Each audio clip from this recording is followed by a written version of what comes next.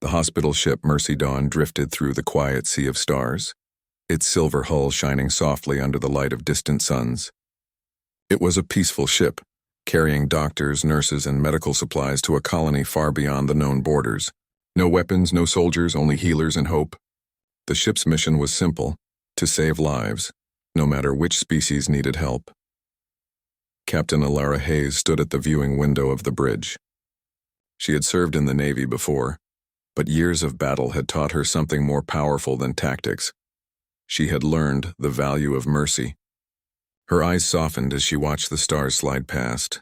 Around her, crew members moved quietly, checking screens and managing the long journey ahead. Beside her stood Dr. Aaron Patel, the ship's chief medical officer. He smiled as he held a datapad filled with medical records. "We have enough supplies to treat over 20,000 patients," he said proudly.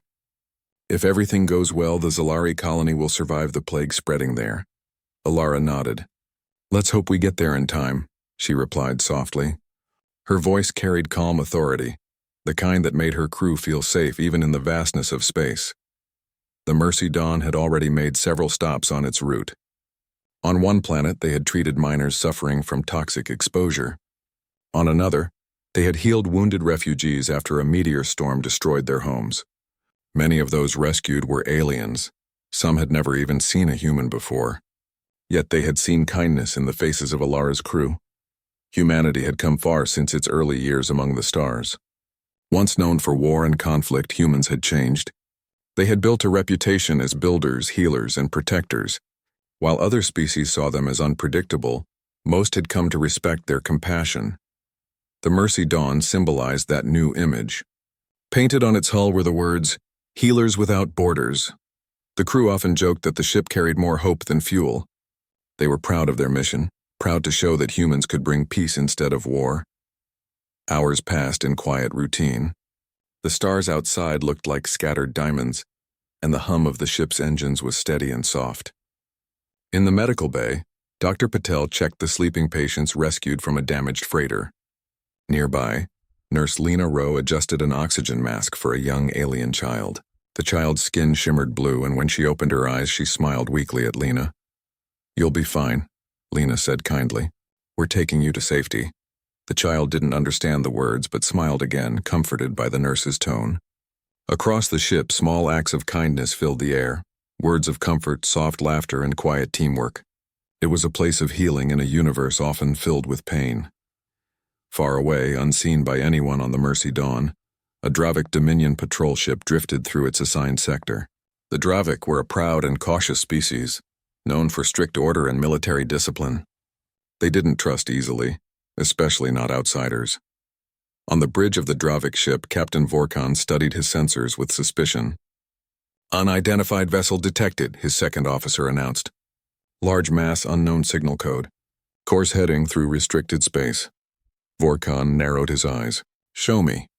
On the screen, the image of Mercy Dawn appeared, a sleek white ship with long wings and bright lights. To human eyes, it looked gentle and beautiful. But to the Dravik, it seemed strange and unfamiliar. Their scanners showed large energy readings from the ship's engines and shield systems, but they didn't detect its medical insignia. "Could it be a spy ship?" the second officer asked. "Or a disguised weapon carrier?" Vorkon frowned. He had seen too many ambushes in his career. "We cannot take chances," he said firmly. "This is our border. If they do not respond, we act." Back on Mercy Dawn, Communications Officer Reed Lawson was adjusting the long-range antenna when a signal warning appeared on his screen. "Captain," he called out, "we're being scanned by an unknown ship." Alara walked to his station. "Origin?" "Dravik space, ma'am. They're demanding identification. Send our humanitarian code," she said, "and transmit our peace signal on all frequencies. Make sure they know who we are." Reed nodded and sent the transmission. The message was clear, polite, and carried the standard emblem for medical missions recognized across most of the galaxy. Then they waited. Minutes passed. No response. Dr. Patel joined Alara on the bridge. "Maybe their translators can't read our code," he said. "Perhaps," she replied, though worry crossed her face. "Keep the message repeating. We have nothing to hide." On the Dravik ship, the communication came through. but their outdated translation software failed to interpret the human symbols correctly. Instead of medical mission peaceful purpose, the message appeared as unknown ship, signal masked. To Captain Vorkon, it looked like an attempt to deceive. "They're jamming us," he muttered. "Prepare to disable the target's engines. We'll board and investigate." The weapons officer hesitated. "Sir, what if it's a civilian ship?" Vorkon's voice was cold but calm. "Then they will understand the cost of crossing forbidden space." Ilara turned sharply as the radar lit up. "Multiple energy spikes detected," Reed said quickly. "They've locked onto us." "What?"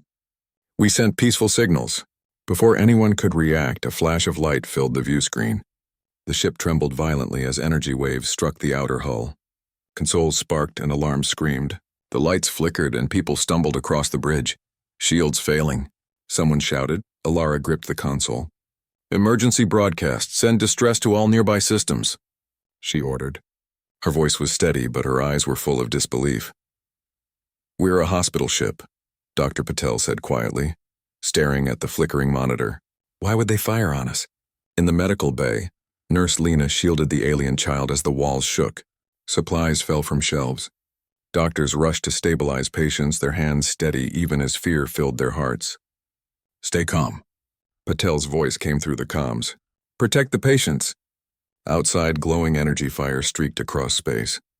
The Mercy Dawn tried to change course, but its engines were damaged. Inside the bridge, Ilara refused to abandon her post. "Redirect all power to shields," she ordered. Reed turned to her, his face pale. "Ma'am, if we do that, we'll lose propulsion." "I know," she said softly, "but maybe it'll buy us time for rescue." Her crew followed her command without hesitation. They trusted her completely. Moments later, another shockwave hit the ship. Panels cracked, alarms echoed, and a deep roar filled the air. Ilara's mind raced, not about survival, but about her crew, her patients, and the lives they had sworn to protect. "Aaron," she said into the comms, "keep them safe." "That's an order." "Understood," came the reply, his voice shaking but strong. The power flickered again. The stars outside seemed to fade as the ship drifted, its engines glowing faintly like a candle in a storm. Then, as suddenly as it began, the attack stopped. The Dravik patrol, convinced they had neutralized a threat, turned away. To them, it was a mission completed, a danger removed. They never heard the soft cries aboard the fading ship, never saw the flickering lights of the medical bay, never knew what kind of ship they had just destroyed. The Mercy Dawn floated silently, its beacon still blinking weakly into the darkness, a final message repeating endlessly, "This is the human hospital ship Mercy Dawn. We carry no weapons. We are healers." Hours later, deep space swallowed the light. The last transmission reached a human listening post near Mars. The signal was faint, but the message was clear enough to make every technician freeze in place. One whispered, almost in disbelief, "They fired on a hospital ship." The news traveled faster than light across human colonies, through networks and broadcasts. Every person who heard it felt the same shock, the same sorrow, the same rising storm of emotion that came when innocence was lost. Back on Earth, the night sky was calm. But in that calm, something powerful began to stir, a promise that would soon shake the galaxy. The first signal arrived at Earth just before dawn. The technicians in the Interstellar Communication Center were going through another quiet shift when the distress beacon from Mercy Dawn reached their receivers. At first, they thought it was a false alarm, just another data glitch caused by radiation from deep space. But then the signal repeated. "This is the human hospital ship Mercy Dawn. We carry no weapons. We are healers." And then, silence. Technician Lara Quinn stared at her monitor, frozen. The transmission had ended mid-sentence, and the ship's coordinates placed it near the edge of Dravik Dominion space. Her throat went dry. She quickly reran the data, but the result was the same. Mercy Dawn was gone. She turned to her supervisor. "Sir, I think something terrible has happened." Within minutes, alarms rang across the facility. Senior officers were called in. The distress message was verified, decoded, and sent directly to Earth Command headquarters. The name Mercy Dawn appeared on every major channel within the hour. In the quiet heart of the United Earth Council building in Geneva, the morning session had just begun. The council hall, shaped like a great silver circle, glowed softly under the sunlight. Representatives from all human colonies and allied worlds attended through holographic projection. When the news broke, the room fell silent. The image of Mercy Dawn filled the air above the council table, a ship of mercy now gone. The recording of the distress call played one last time. "This is the human hospital ship Mercy Dawn."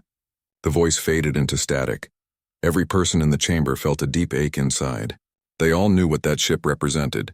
It was humanity's kindness made real, a symbol of peace traveling through dangerous space. And now it was gone, destroyed without warning. President Amara Lorne, leader of the United Earth Council, lowered her head. "How many souls were aboard?" she asked quietly. A voice answered from the corner. 854, Madam President, including 56 medical personnel and 27 children. The room seemed to grow colder. Across the world, the story spread like wildfire. Every screen, every device, every colony broadcasted the same headline: "Hospital ship, Mercy Dawn destroyed, attack suspected." People stopped what they were doing. In cities and spaceports, workers looked up at the news feeds. In classrooms, teachers paused mid-lesson. In orbiting stations, even the busiest pilots turned their eyes toward the message. At first, disbelief filled the air. Humanity had spent decades building trust across the galaxy. They had fought to prove they were not the war-driven species others once feared. They sent aid, not armies. They healed, not harmed. And now, one of their most peaceful ships had been attacked. Messages poured into Earth Command from colonies everywhere. Some were filled with grief, others with anger. But most of them asked the same question: why would anyone fire on a hospital ship?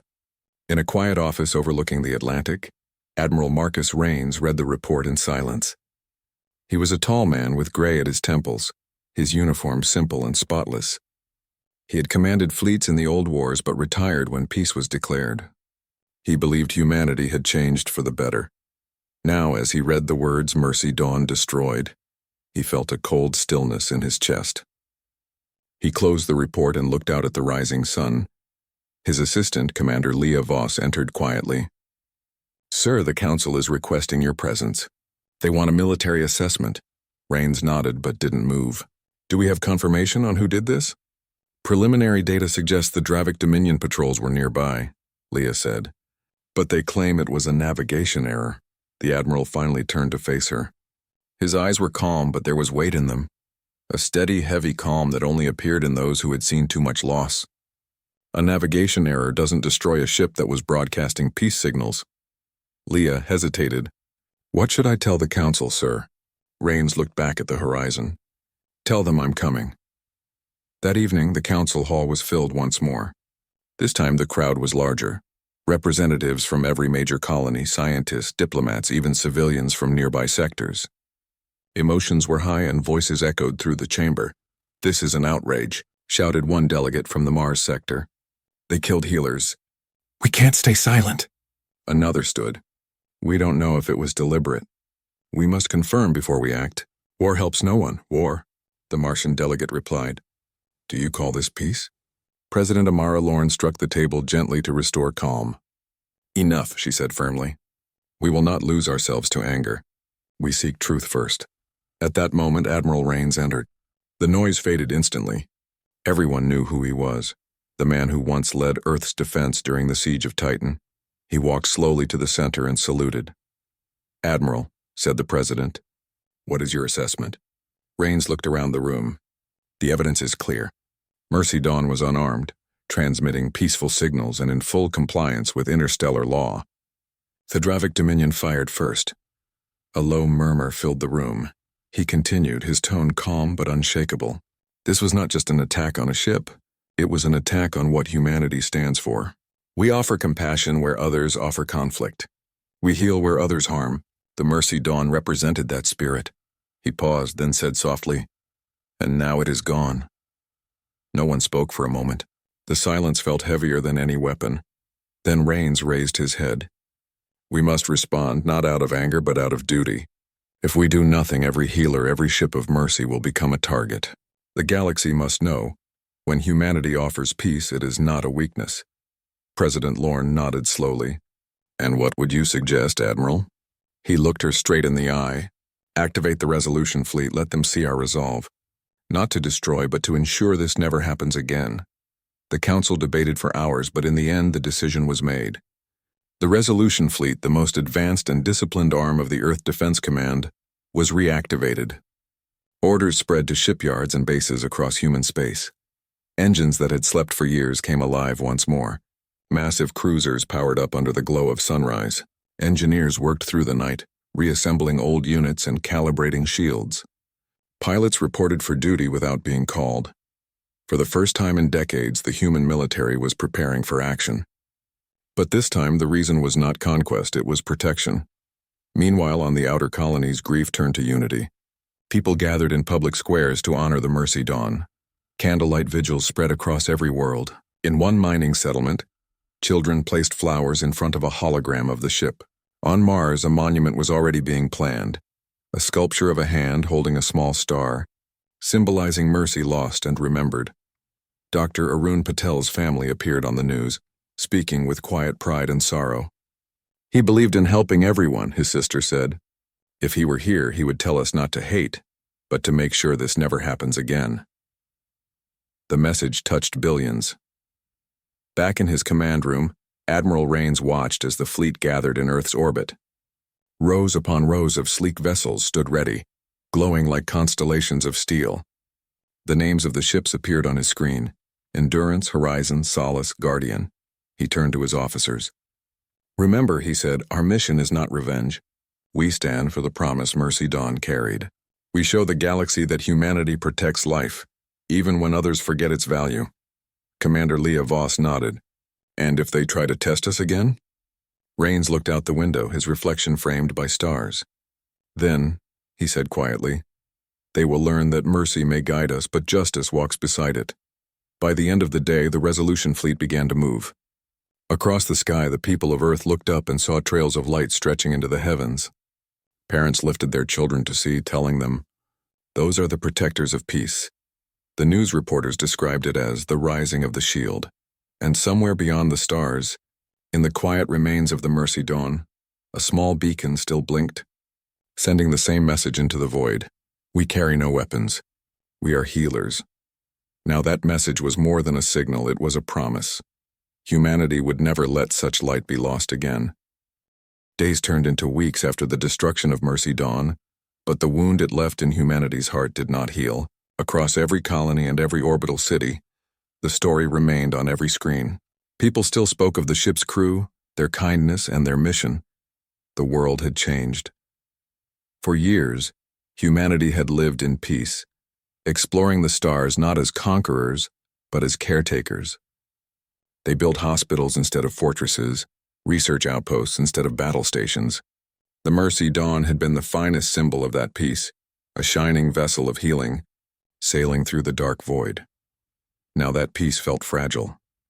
At the Earth Defense Command headquarters, Admiral Marcus Rains stood before a large holographic display showing the slowly forming resolution fleet. It stretched across several orbits, each ship gleaming under sunlight reflected from Earth's surface. Beside him stood Commander Leah Voss, her eyes full of admiration and pride. "It's beautiful," she whispered.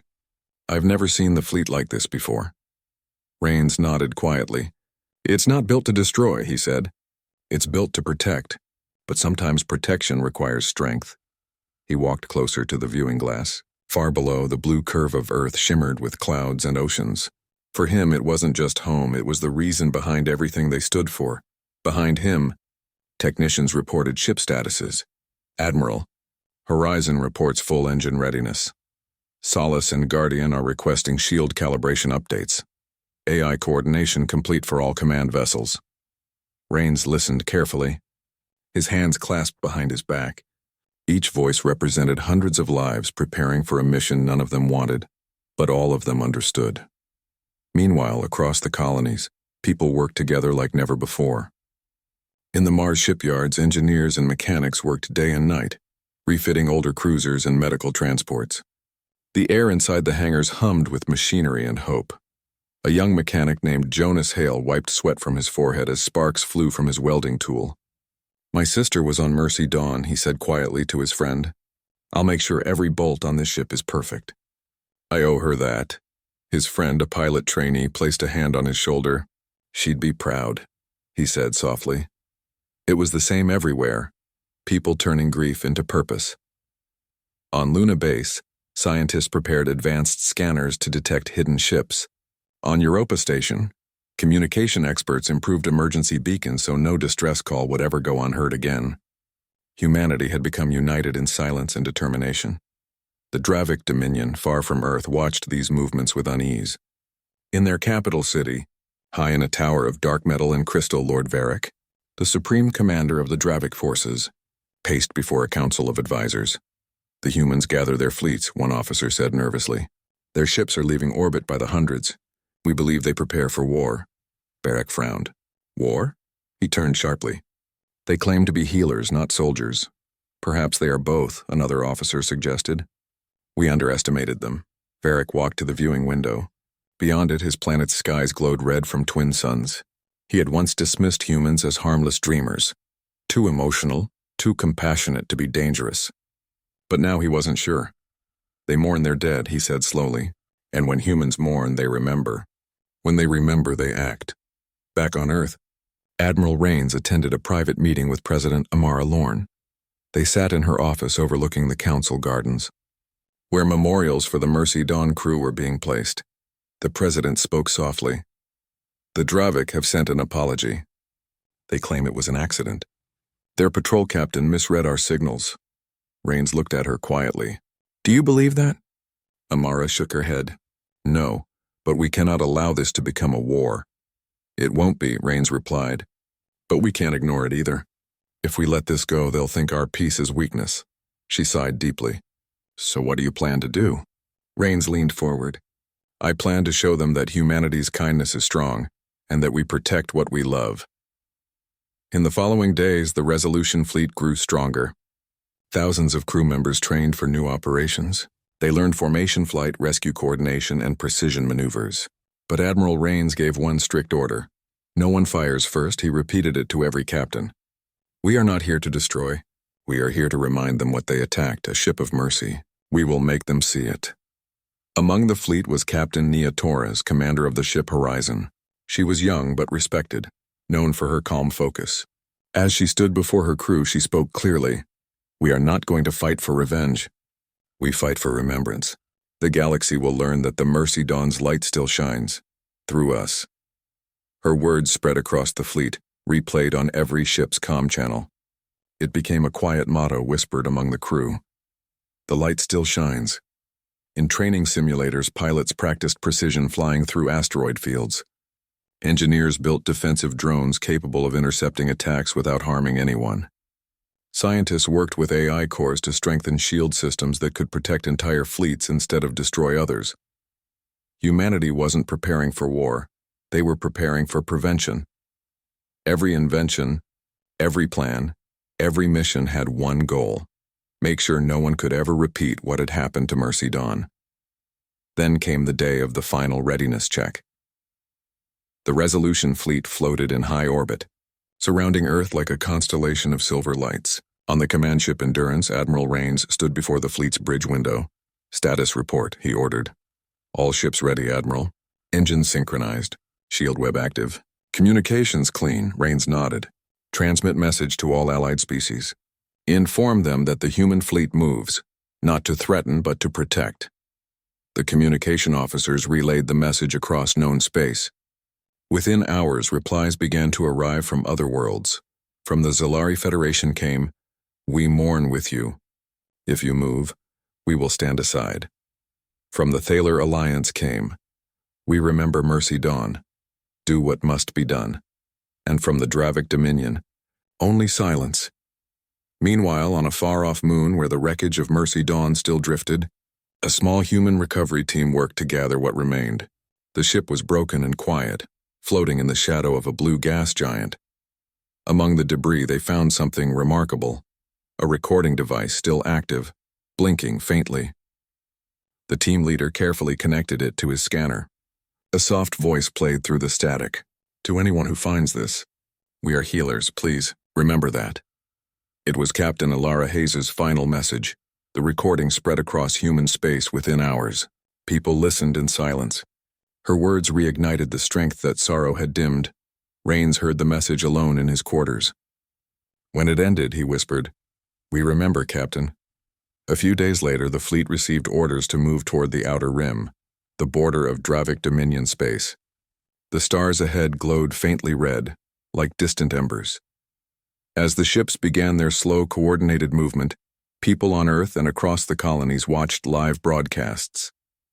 The sight was breathtaking, hundreds of gleaming vessels gliding together, engines glowing in harmony.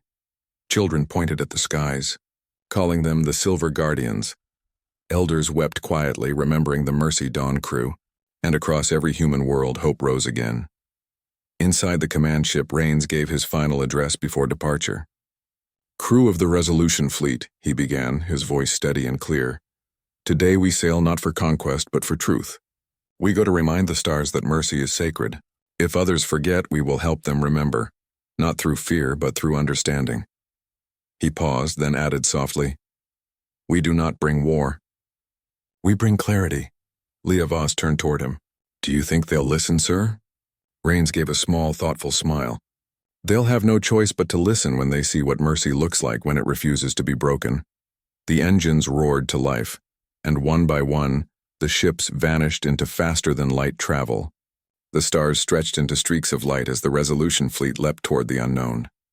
Behind them, Earth's blue glow faded, replaced by the endless night ahead. But every heart aboard those ships carried the same silent promise, that humanity's kindness, once challenged, could become its greatest strength. The galaxy was about to learn that the quiet compassion of humankind could move with the force of a storm. The Resolution Fleet glided silently at the edge of Dravic Dominion space. Stars sparkled in the distance, casting silver reflections on the polished hulls of the ships. Despite the peaceful mission, tension ran through the fleet. Every captain and crew member knew the stakes.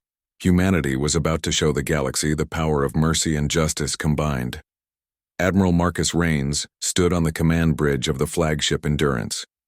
His hands rested lightly on the console, eyes fixed on the holographic display of Dravic space. He didn't speak loudly. His calm presence carried authority. His crew knew that whatever happened next, they would act with precision and honor. Beside him, Commander Lyra Voss adjusted the communications feed. "Admiral, preliminary scans show Dravic patrols still active along their border. They haven't made any aggressive moves yet," Rains nodded. "Good. Let them see us first. Our mission is not to fight, it is to make them understand. Prepare the broadcast systems." The officers around him exchanged quiet glances. They had trained for battles, drills, and emergency procedures. But this mission was different. They were going to challenge the assumptions of an entire species, not with weapons but with truth. Across the void, the Dravic Dominion noticed the human fleet approaching. From their observation towers on the capital planet, Lord Varric and his advisors watched the growing formation of ships. Hundreds of human vessels moved in coordinated patterns, glowing with precision. "Are they attacking?" one junior officer asked nervously. Varric shook his head. "No," he said slowly.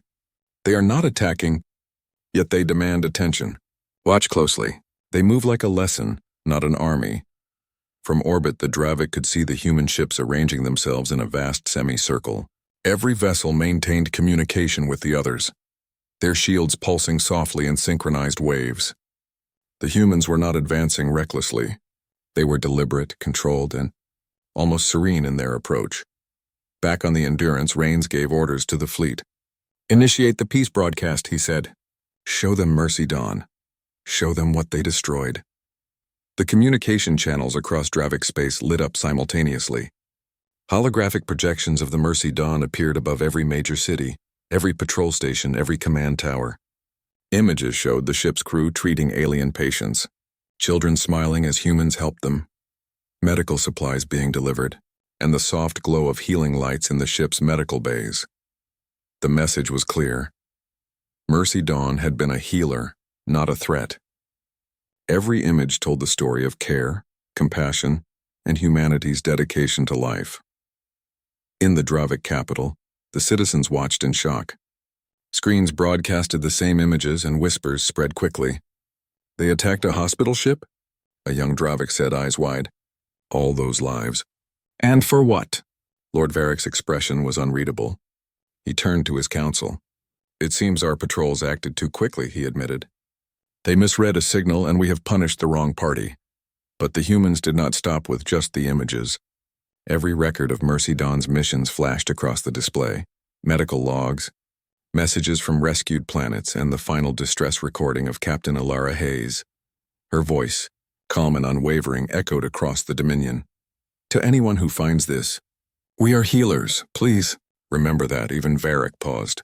The recording was simple, truthful, and impossible to dispute. It carried no anger, no accusation, only a quiet plea for understanding. Then, in a move no one expected, the humans used their technological advantage to neutralize Dravik military systems, without harming anyone. Satellites, drones, and AI programs carefully disabled weapons networks, navigation grids, and defense controls. No lives were lost. No buildings were destroyed. The Dravik forces could still move, still communicate, but every weapon system was temporarily rendered inoperative. The effect was immediate. Alarmed patrols on planets and in orbit tried to activate their defenses. Every attempt failed. The humans had accomplished something remarkable. They demonstrated power without violence. Varric's advisors whispered nervously. How did they do this? One asked. We cannot fire or retaliate. Their systems are untouchable. Varric remained calm. This is no ordinary attack. This is a lesson. Across Dravik space, the human fleet continued their methodical broadcast. Every patrol station, every city, every ship saw the story of Mercy Dawn. Every image, every record, every word from Captain Hayes reminded them of what had been lost. In human command, Rains watched the response carefully. He could see data flowing back from every Dravik sensor, every system reading. Fear, confusion, and understanding all blended in the signals. Humanity's message was clear. You attacked Mercy, and now you see the truth. The effect was immediate, not terror, but comprehension. The Dravik realized they had misjudged humans. They had underestimated the power of a people who valued life over destruction. On one remote patrol station, a young Dravik technician stared at the images of the Mercy Dawn. He had been taught to fear humans, to view them as unpredictable. But now, seeing the ship's crew helping alien children and distributing medical supplies, he felt something unfamiliar. Admiration. They aren't killers, he whispered to his colleague. They protect life, even ours. Word spread quickly across the Dominion. Across cities, ships, and bases, officials realized that they had acted rashly. Human compassion had not weakened them. It had revealed a strength greater than any weapon. Varric, watching the transmissions, allowed a small, almost imperceptible smile. They show mercy, he said quietly, and they do it with strength. This is impressive. By the end of the day, Dravik leaders had no choice but to send envoys to Earth. The message was simple. We misjudged. We acted too quickly. We wished to prevent further conflict. Rains received the message personally. He considered it carefully before responding. Then in a calm but firm voice he dictated the reply. Your actions caused great loss. Humanity does not seek vengeance, but we will protect life at all costs. Let this be a lesson. Never again attack those who bring healing. It was a declaration of moral authority, a message of justice without destruction. The humans had accomplished what many thought impossible. They had forced the Dravik Dominion to confront their error, acknowledge it, and submit to a peaceful resolution, all without firing a single shot. Back on Earth, news outlets reported the events as the human lesson in the stars. Across the colonies, people celebrated not a victory of force but a victory of heart. Humanity had proven that kindness was not weakness. Compassion could inspire respect, and morality, combined with skill, could protect what mattered most. Meanwhile, in the remains of Mercy Dawn, the small beacon still blinked. Its light now carried a new message. Mercy is protected. Humanity remembers. Across the galaxy, that message traveled faster than any fleet. It was seen by allies, enemies, and neutral worlds alike. It became a symbol, a promise, and a warning. Humanity's light could not be extinguished. Admiral Rains finally allowed himself a moment of quiet reflection. He walked alone on the observation deck of the Endurance, looking out at the calm stars. The mission had succeeded. The fleet had acted with precision, intelligence, and honor.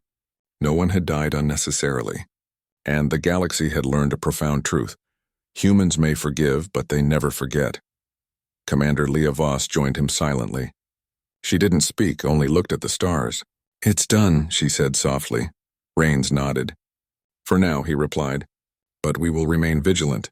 Mercy can inspire respect, but only if we continue to protect it." In the weeks that followed, the Dravic Dominion established permanent safeguards for all medical and humanitarian ships. Treaties were signed, monitored, and implemented. Mercy Dawn's legacy became a cornerstone of interstellar law. Across the colonies, the fleet returned home. The ships carried no trophies, no prisoners, no destroyed equipment, only hope, records, and the unwavering proof that humanity's strength lay in its moral courage. The galaxy had witnessed a new kind of power, the quiet, relentless force of compassion, guided by intelligence and resolve, and humanity had shown it could be devastatingly effective. The stars were calm once more, as if the galaxy itself had exhaled. After the human fleet's remarkable demonstration of skill, intelligence, and mercy, the Dravic Dominion had agreed to new laws protecting all humanitarian and medical vessels. Humanity had proven that compassion could carry the weight of power. On Earth, a new day began. The sun rose over the oceans and continents, glinting off the gleaming ships in orbit. Among them floated a small memorial, a virtual representation of the Mercy Dawn, its hull soft silver, its lights blinking as if alive. Around it, humans and allies from other worlds paused to remember. In the United Earth Council, President Amara Lorne addressed the assembly. "The Mercy Dawn taught us a lesson we will never forget. Its crew showed courage and kindness even in the face of danger. Today we honor them, not for the ship's destruction, but for the lives they saved and the example they set." Across colonies and space stations, people listened. Some cried quietly, others bowed in respect. But all understood that humanity's strength was measured not by its ability to destroy, but by its ability to protect life and to inspire others to do the same. Captain Lyra Hayes' final message from the wreckage of the Mercy Dawn had become legendary. Children learned her words in schools across human space. "We are healers. Please remember that." Every cadet in the United Earth Fleet was trained to honor that principle. It was no longer just a lesson in medicine or space travel. It was a lesson in humanity. Among the new generation of cadets was Tariq Malik, a young pilot from Mars. He had lost his parents in the destruction of Mercy Dawn, yet he joined the fleet with determination in his eyes. "I want to be like them," he often said. "I want to protect life no matter who needs it." His instructors nodded, seeing in him the same resolve that had guided Admiral Rains and Captain Hayes. On Luna Base, engineers worked tirelessly to restore and improve communication networks. "No message will go unheard," they said as they recalibrated satellites. Across colonies, similar initiatives ensured that humanitarian signals would always reach their destinations, unblocked and unmistakable. Humanity had turned loss into preparation, grief into protection. Even former adversaries watched closely. The Dravic Dominion, humbled by the human display of moral and technological mastery, revised its own protocols. They introduced clear guidelines for identifying medical and humanitarian vessels, ensuring that no accident like the Mercy Dawn tragedy could happen again. Meanwhile, Admiral Rains reflected on the mission's impact. He walked the corridors of the Endurance, now returning home. Crew members smiled softly as they passed him, tired but proud. No one had fired a weapon, yet they had accomplished what many thought impossible. They had ended a conflict before it began. Rains paused to look at the stars outside the observation window. "They thought mercy was weakness," he whispered. "And we showed them it is our greatest strength." Commander Lyra Voss stood beside him. "Do you think it will last?" she asked quietly. Rains nodded. "It will. Humanity doesn't forget. And the galaxy doesn't forget when humans protect what they value." Back on Earth, a monument was unveiled in honor of the Mercy Dawn. It hovered softly in low orbit, a silver sculpture of the ship, its lights pulsing like a heartbeat. Inscribed on its base were the words, "Compassion is not weakness." Citizens from all walks of life gazed at the memorial. Families, children, scientists, and diplomats all took a moment of silence. It was not just a tribute to a ship, but a statement of humanity's values. Across the world, people felt proud to belong to a species capable of such resolve, guided by kindness. The story of Mercy Dawn spread beyond human colonies. Allied species shared the tale of how humans responded, not with revenge, not with destruction, but with precision, intelligence, and the moral courage to show the truth.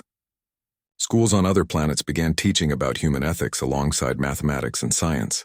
Children learned that compassion could be stronger than fear, and that mercy, when combined with skill, could change entire civilizations. Even the Dravic Dominion embraced these lessons. Leaders held councils teaching young officers about the importance of careful judgment, the need to understand others before acting, and the human example of protecting life above all else. It was a rare moment in the galaxy, former enemies learning from the example of one species' honor. In orbit above Earth, the Resolution fleet gathered once more for a ceremonial flyby. Thousands of ships moved in perfect formation, engines glowing softly. Below, people watched in awe as the silver lights reflected across oceans and cities. Captain Nia Torres of the ship Horizon addressed her crew over the comm system. "Remember what we've done," she said. "We didn't win a war today. We won understanding. We didn't destroy anything. We protected everything that matters. That is the legacy of the Mercy Dawn." Her words echoed across the fleet and were received by allies and former adversaries alike. Humanity's example was no longer just a story. It was a lesson written across the stars. On one of the human colonies near the Outer Rim, young Tariq Malik prepared for his first official mission. His uniform was crisp and his eyes burned with determination. He paused to look at a holographic image of Mercy Dawn, still glowing faintly in orbit. "I will honor them," he whispered. "I will protect life, and I will make sure the galaxy remembers what mercy looks like." Across the fleet, thousands of cadets and officers carried the same resolve. Humanity's legacy was not bound by ships or weapons, but by its unwavering commitment to life, understanding, and moral strength. Months later, diplomatic missions began between humanity and the Dravic Dominion. The discussions were peaceful, respectful, and productive.